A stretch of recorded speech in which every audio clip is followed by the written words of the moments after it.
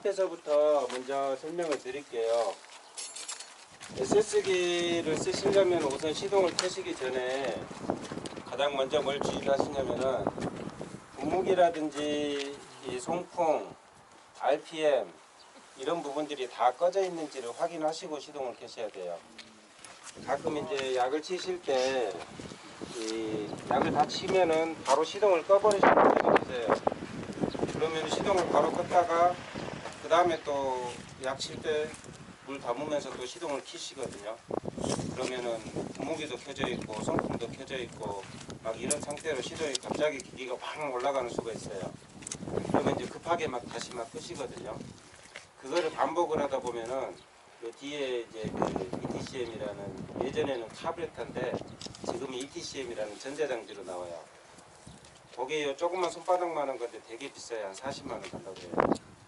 그게 이제 빨리 고장이 납니다. 그게 이제 문제가 생기면 RPM이 저절로 올라갔다 내려갔다 해요. 그래서 이제 그런 부분들을 방지를 하고, 자동차도 시동을 할 때 이 클러치를 밟아야 시동이 걸리듯이 이 SS기는 클러치 없이 그냥 켜진 상태에서 시동을 걸면 바로 시동이 다 걸립니다. 악셀이 다 올라가 있어도 분무기가 켜져 있어도. 그래서 이제 시동 켜시기 전에 그런 부분들은 주의하시고요. 실전을 한번 해볼까요? 네, 실전에 다 꺼졌는지 다 확인하시고 시동을 켜실 때는 전기를 넣으면은 전기가 들어갑니다. 전기가 이제 가볍게 웅 하는 소리가 탁 들립니다. 끊기면은 시동을 켜시면 돼요.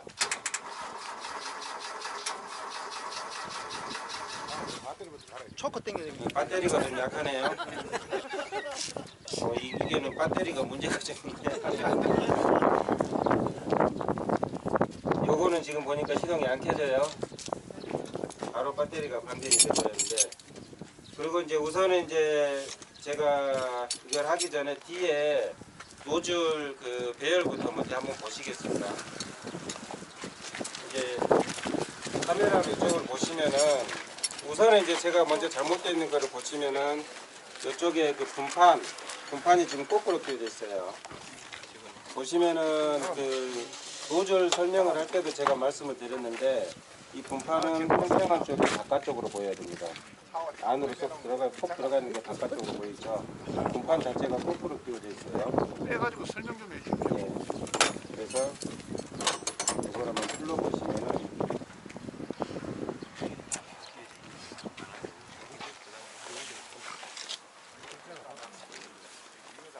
자, 여기 평평한 쪽이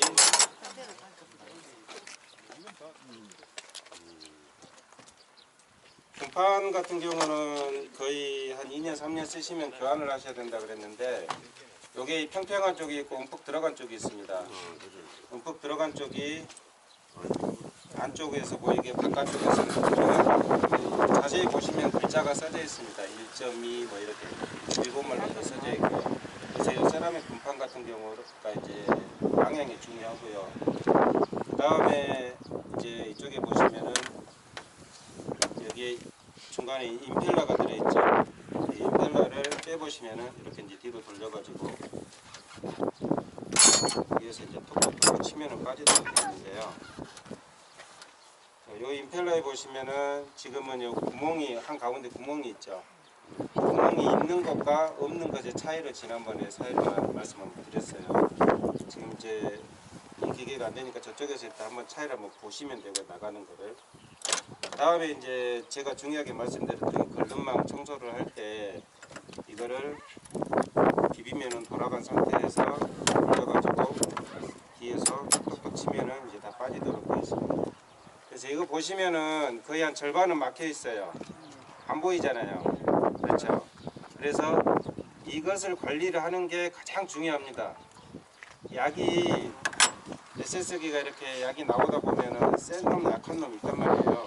근데 이렇게 뚫려 있는 애들은 미세하게만 뚫려는 있지만은 약이 약하게는 나와요. 근데 사람들이 구분을 잘 못해요. 근데 분무기를 딱 켜놓고 이렇게 약이 하나씩 나올 때 자세히 들여다보면은 약이 나오는 색이라든지 거리가 확연하게 차이가 납니다. 그래서 이제 이 걸름망 관리가 되게 중요하고요. 그 다음에 이제 이 기계에서도 잘못되어 있는 부분들이, 이쪽 옆면을 보시면은 이제 요게 이제 바람판입니다. 바람판이고 이 바람판하고 이 노즐이 쳐다보고 있는 방향이 일치하시는지를 보셔야 돼요. 다시 말하면은 이제 가끔 이러신 분들이 있어요. 이 노즐이 자, 약이 골고루 가도록 이렇게 이제 교차를 해놓으신 분들이 가끔 계세요. 그러면은 이 바람이 나오는 방향하고 이 노즐이 보고 있는 방향하고가 틀어지게 됩니다. 일치를 안 하게 되죠. 그 다음에 또 무슨 문제가 있냐면은 이 노즐의 가운데 보시면 눈이 있습니다. 이 눈이 뭐냐면은 약이 나오는 중심이에요. 그래서 이 눈하고 같은 일직선상에서 노즐에 눈이 이게 뚫려 있습니다. 이걸 제가 풀러서 한번 보여드릴게요.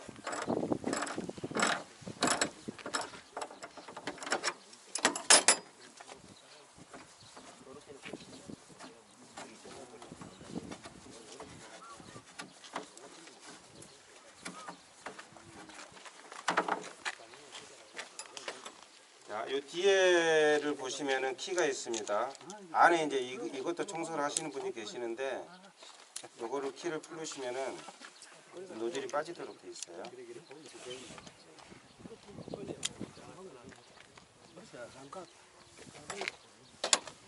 이 상태에서 살살살살 돌리면은 노즐이 빠집니다.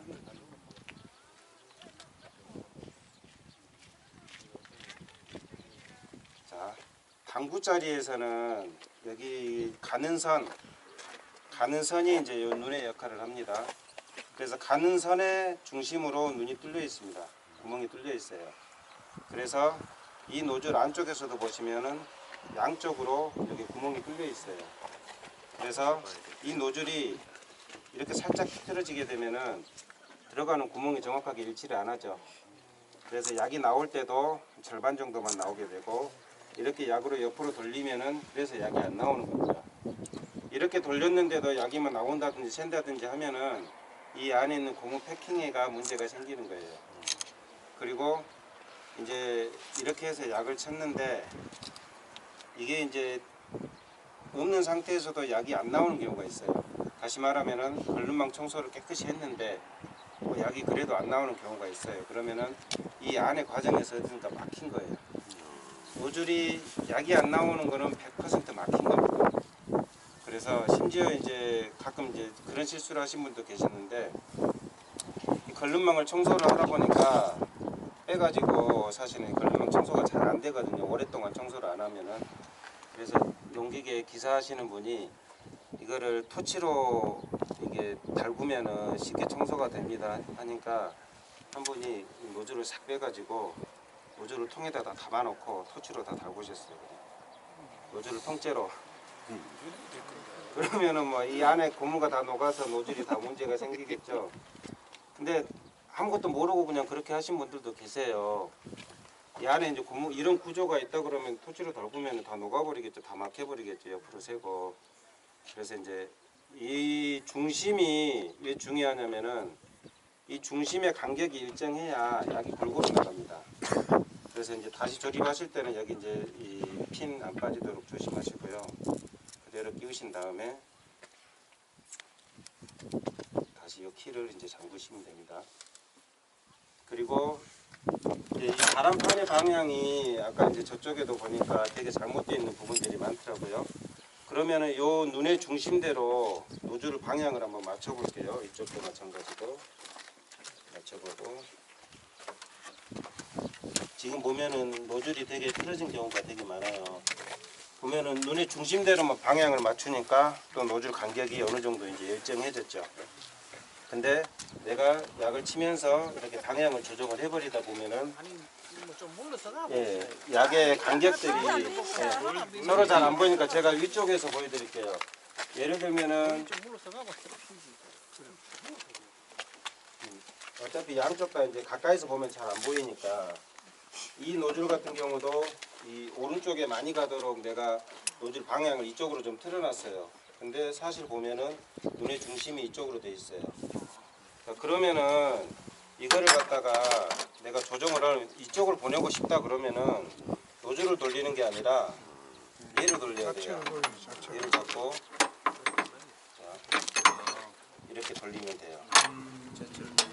그러면은 중심은 그대로 받고 가고요.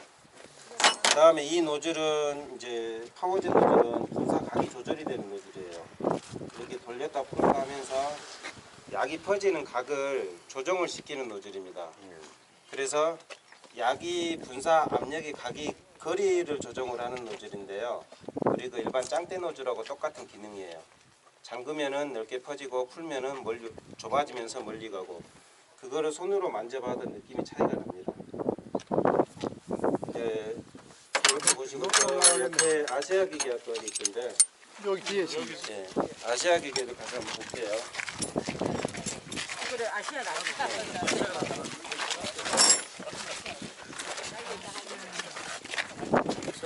손도 안 되고.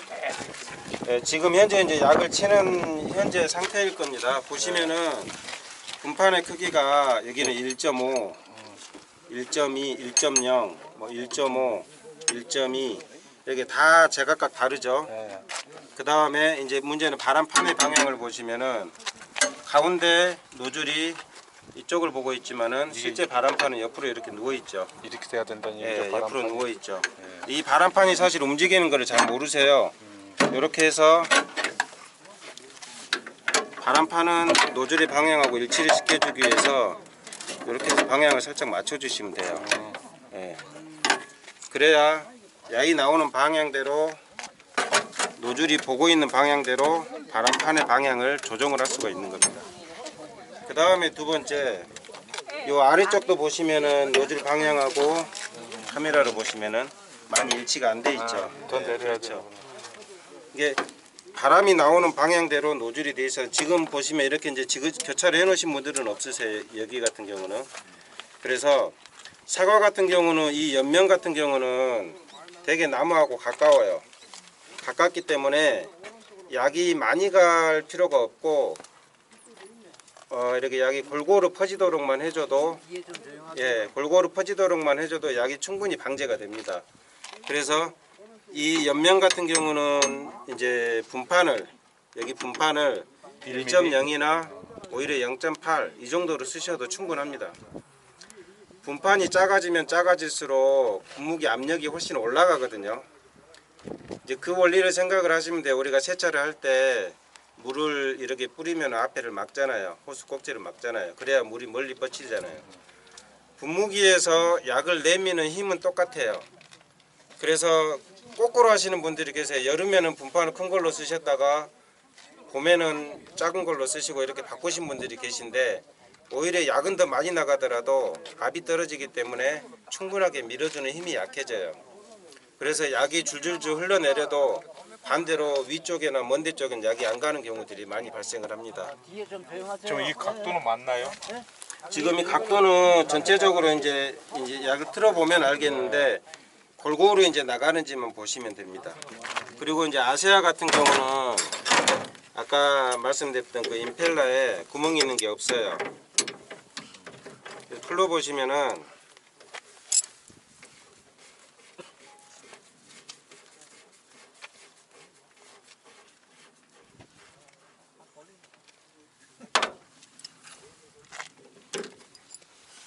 구멍이 되게 크죠.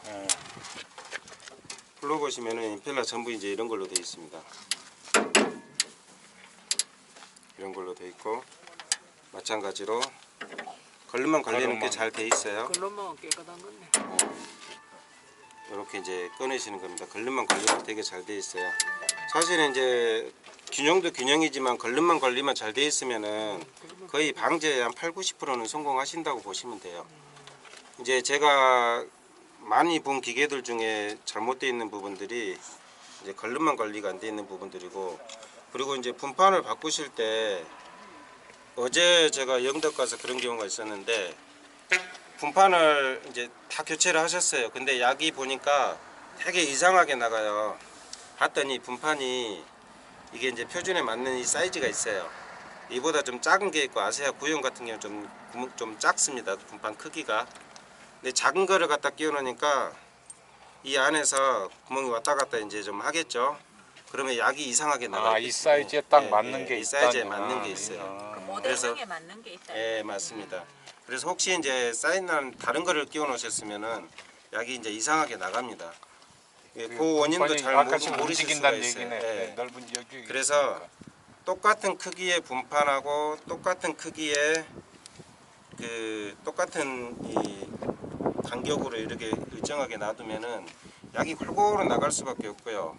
가는 거리도 거의 비슷하게 도달이 돼요. 근데 내가 SSG로 약을 쳐서 분무기를 딱 열어보니까 이쪽이 좀 세게 나가고 이쪽이 좀 약하게 나간다. 그러면 그거를 기계를 쓰신 분들이 조정을 하셔야 돼요. 왜냐면은 그거는 기계 고장이 아니거든요.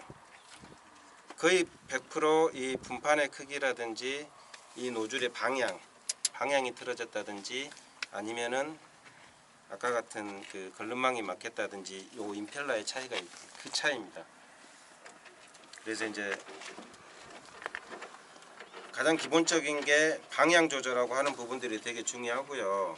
이게 중요하네 지금. 예, 바람판에 그거는 이제 기본적으로 한번 맞춰놓으면 잘 안 틀어져요. 근데 이제 오래 쓰신 기계들 같은 경우 요게 이제 자꾸 이제 왔다 갔다 하는 경우들이 좀 있습니다. 그래서 안에 보시면 이제 그 볼트 너트로 되어 있는데 그 풀어서 그거 한번 조금 더 조여 주시면 됩니다. 그래서 이제 기본적인 방향을 조정을 하셨으면 이제 분사를 하면서 압력하고 이거를 보셔야 돼요. 왜냐면은 압력이 얼마 정도가 돼야 약이 잘 가냐라는 부분들을 사람들이 압력 게이지를 잘 안 보고 RPM 게이지만 많이 보세요. 그게 뭐냐면은 RPM을 뭐 대충 보통 SS기 판매하신 분들이 그렇게 말씀 많이 하세요. RPM 한 뭐 2000, 2500 정도 놓고 치시면 됩니다라 그래요. 근데 처음에 세계계가 나올 때는 이제 어느 정도 기초 압력이 한 20이나 25 정도 맞춰져 있어요. 그래서 이제 그 정도로 쳐도 별 문제가 없긴 한데 막상 치다 보면은 이제 방제가 잘 안 됐을 때 내가 노즐 방향도 바꾸고 큰 걸로 바꾸고 하다 보면서 그런 압력의 변화가 생깁니다. 그래서 압력 게이지를 이렇게 생각하시면 돼요. 자동차를 보면은 속도 게이지 항상 보잖아요.